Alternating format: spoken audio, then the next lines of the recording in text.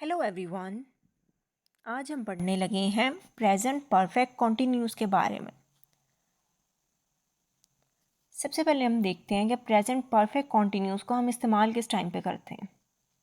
Present perfect continuous tense is also known as present perfect progressive tense. इसे present perfect progressive tense भी कहते हैं। It shows that something started in the past and is continuing at the present time.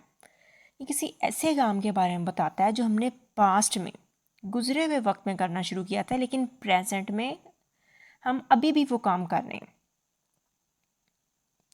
Past में शुरू किया था, present में हाल में अभी भी वो काम किया जा रहा है। अब इस चीज़ को हम एग्जाम्पल से समझ लेते हैं।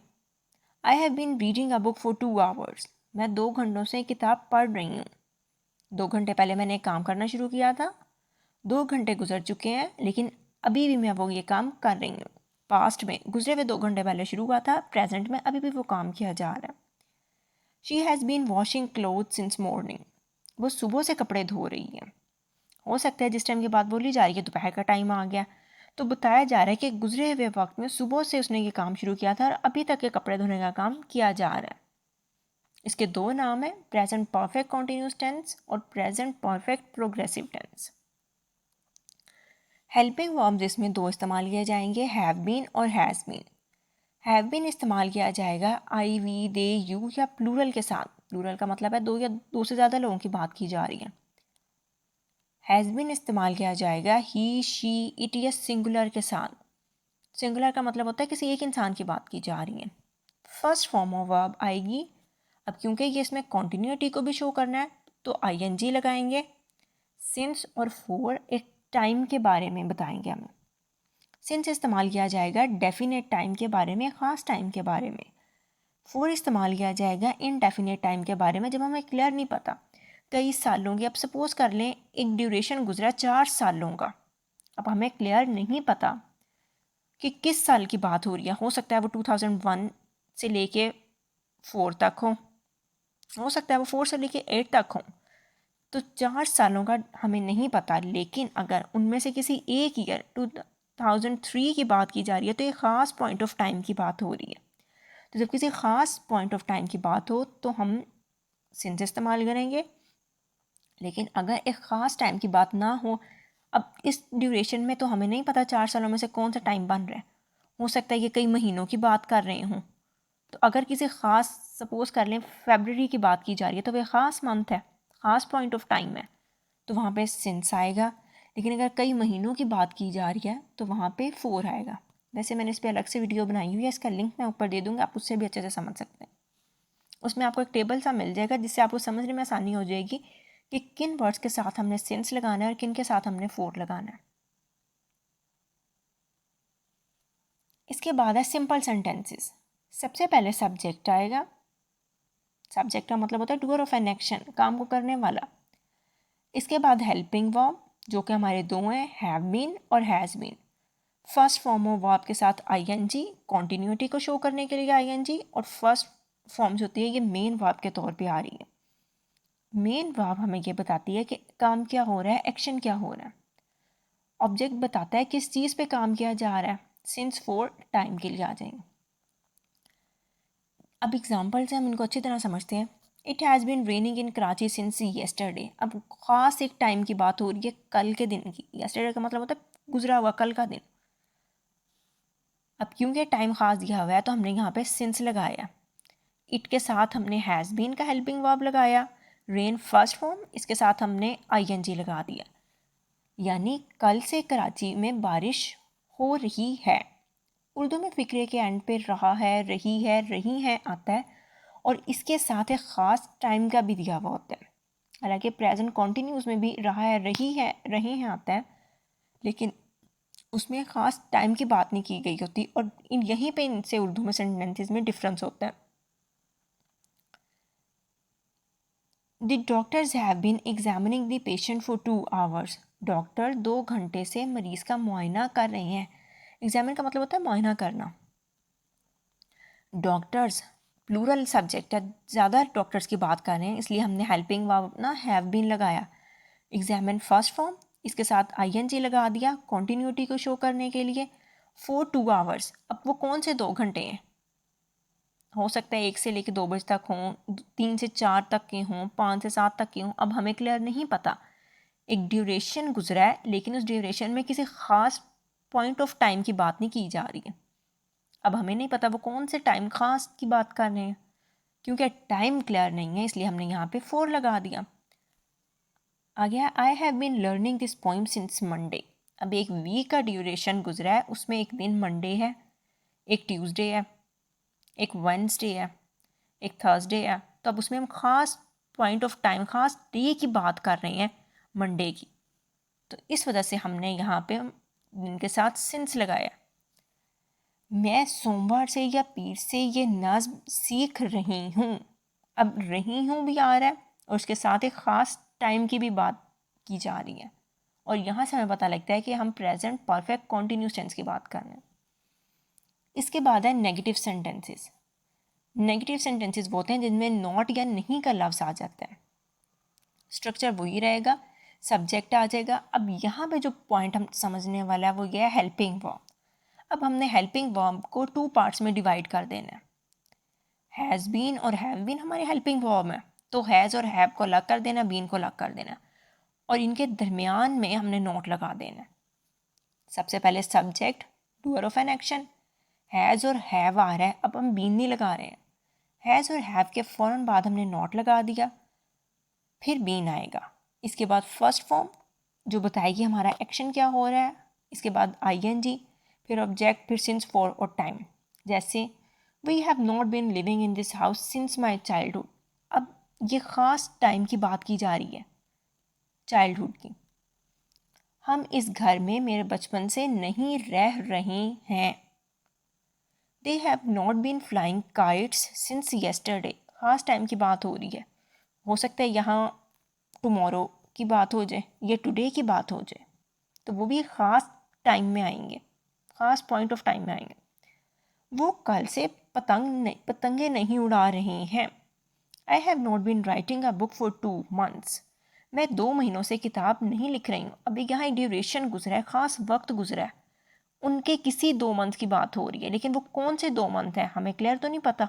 हो सकता है वो जनवरी फरवरी की बात हो सकता है वो अक्टूबर नवंबर की बात हो, क्योंकि हमें क्लियर नहीं पता कि किन 2 खास मंथ्स की बात हो रही है, इसलिए हमने यहाँ पे 4 लगाया। मैं 2 महीने से एक किताब नहीं लिख रही हूँ। You have not been watching match for 3 hours। आप 3 घंटों से मैच नहीं देख रहे हैं। अब 3 घंटों का एक ड्यूरेशन गुजरा है, अब वो कौन से 4 से लेकर 7 बजे तक का टाइम था, 7 से 10 तक का था, वो हमें नहीं पता। सिर्फ हमें ये पता है 3 घंटे कोई से गुजरे हैं। अब वो कौन से 3 घंटे हैं, क्योंकि हमें क्लियर नहीं पता, इसलिए हमने यहाँ पे 4 लगाया हुआ है। अब इसमें जो लिविंग है और जो फ्लाइंग है, राइटिंग है या वॉचिंग दिया हुआ है, ये हमारी मेन वर्ब है। ये हमें बता रही है कि सेंटेंस में काम क्या किया जा रहा है। जिस तरह फर्स्ट सेंटेंस में लिविंग रहने का काम हो रहा है, सेकंड में फ्लाइंग काइट्स उड़ाने का काम हो रहा है, थर्ड में राइटिंग लिखने का काम हो रहा है, फोर्थ में वॉचिंग देखने का काम हो रहा है, और वी, दे, आई और यू जो है यहाँ पे सब्जेक्ट है। लिविंग, फ्लाइंग, राइटिंग, वॉचिंग यहाँ पे वर्ब हैं, इन्हें हम कहते हैं मेन वर्ब। मेन वर्ब हमें बताती है कि एक्शन क्या हो रहा है, काम क्या हो रहा है। हैव बीन और हैज़ बीन, जैसे मैंने पहले बताया, ये हेल्पिंग वर्ब्स हैं। हेल्पिंग वर्ब्स हमें बताते हैं कि हम किस टेंस की बात कर रहे हैं। अब जहाँ पे भी हैज़ बीन, हैव बीन लिखा आएगा और साथ में फर्स्ट फॉर्म ऑफ वर्ब आएगी, फ़ौरन समझ आ जाएगा कि हम प्रेजेंट परफेक्ट कॉन्टीन्यूस की बात कर रहे हैं।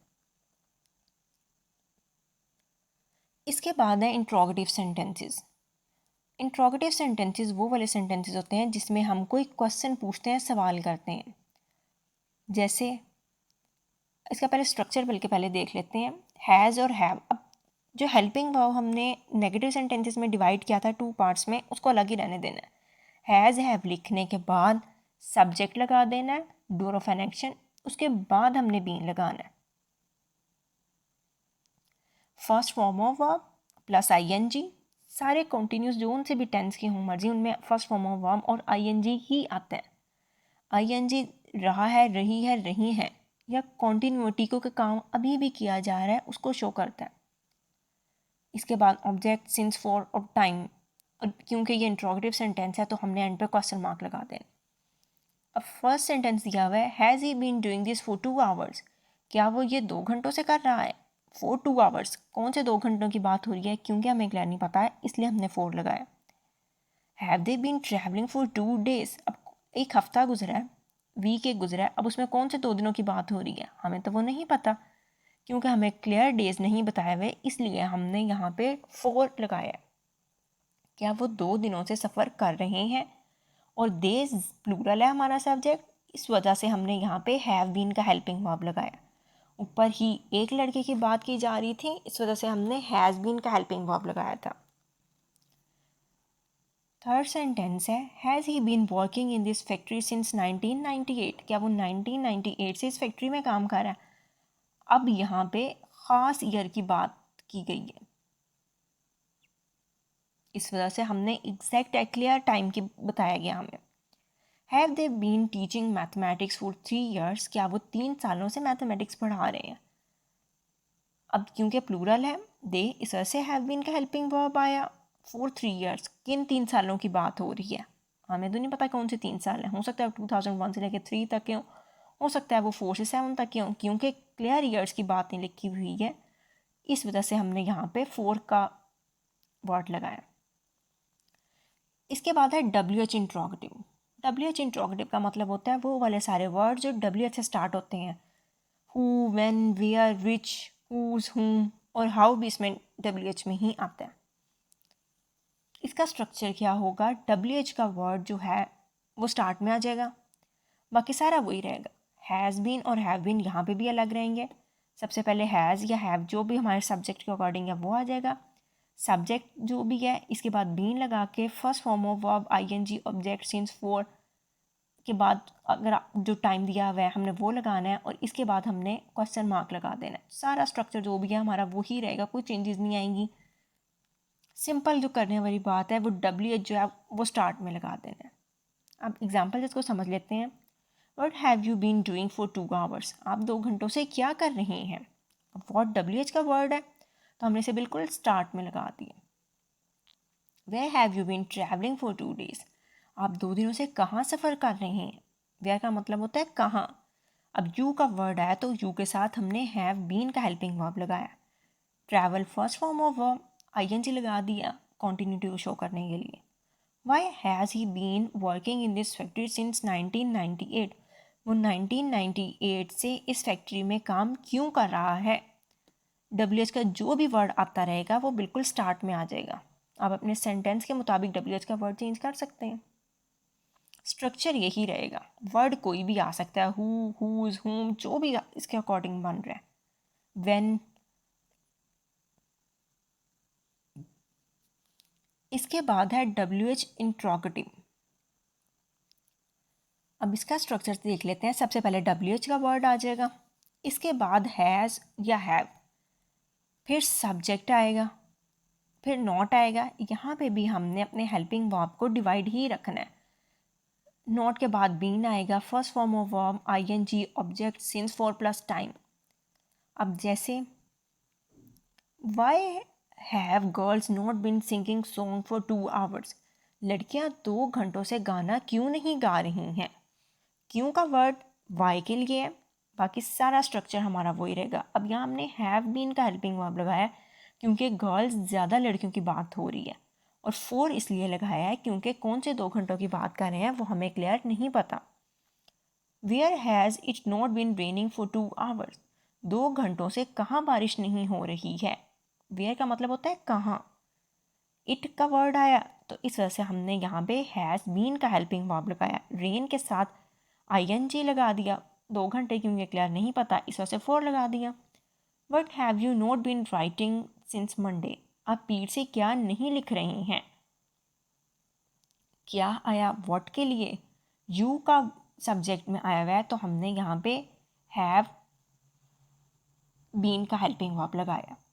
अब यहाँ पे याद रखने वाली बात ये है कि हमने नॉट का वर्ड कहाँ पे लगाना है, सब्जेक्ट के बाद।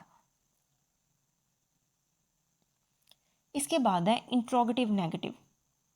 इंट्रोगेटिव नेगेटिव किसी सेंटेंस को कहते हैं, सबसे पहले वो देख लें जिसमें हैज़ हैव स्टार्ट में आ जाएंगे, इसके बाद सब्जेक्ट आएगा, फिर नॉट आएगा, फिर बीन आएगा, first form of verb ING, object, since, for, time, बाकी सारा स्ट्रक्चर वही रहेगा। क्वेश्चन मार्क एंड पे शो करेगा कि हम इंट्रोगेटिव सेंटेंस की बात कर रहे हैं। इंट्रोगेटिव सेंटेंस उस सेंटेंस को कहते हैं जिसमें हम कोई क्वेश्चन पूछते हैं। अब ये है इंट्रोगेटिव नेगेटिव। अब इसको हम एग्जाम्पल से समझते हैं। Has he not been doing this for 2 hours, क्या वो 2 घंटों से ये नहीं कर रहा है। Have they not been travelling for 2 days, क्या वो 2 दिनों से सफ़र नहीं कर रही हैं।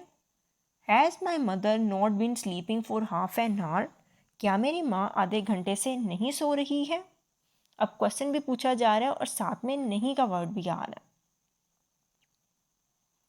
अब इसके बाद है ये टेबल, ये वाले ख़ास वर्ड्स हैं। अगर एक सेंटेंस में ये आ रहे हैं तो आप अगर कोई ईयर का ख़ास ईयर की बात की जा रही है, जैसे 96, 80, 1876 या 2021, तो इस तरह के ईयर के साथ आपने सेंस लगाना है। अगर ख़ास डे मंडे ट्यूसडे किसी बात की जा रही है तो आपने सेंस लगाना है। अगर किसी ख़ास टाइम की बात की जा रही है, मिडनाइट, आफ्टरनून, तो आपने सेंस लगाना है।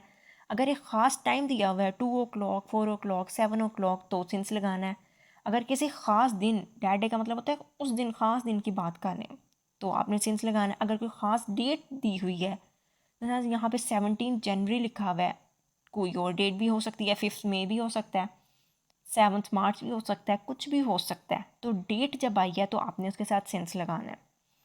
अगर 2 seconds, 4 hours, 4 months, 4 years, 4 years, अब यहाँ पे यहाँ कन्फ्यूजन नहीं आनी चाहिए। 4 years वो कौन से 4 साल हैं हमें क्लियर नहीं पता, या तो दिया हो 2001 से 2004 तक, फिर तो हमें समझ आएगी, लेकिन कौन से 4 साल ये बन रहे हैं हमें नहीं पता। 15 मिनट्स कौन से बन रहे हैं हमें ये भी नहीं पता।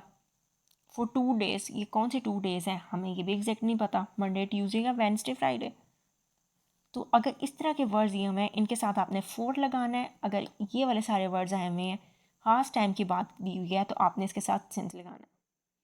आई होप आपको इसकी अच्छे से समझ आ गई होगी। वीडियो पसंद आई हो तो please like, share and subscribe. अगर आपका कोई क्वेश्चन है तो आप नीचे कमेंट बॉक्स में पूछ सकते हैं। Thank you.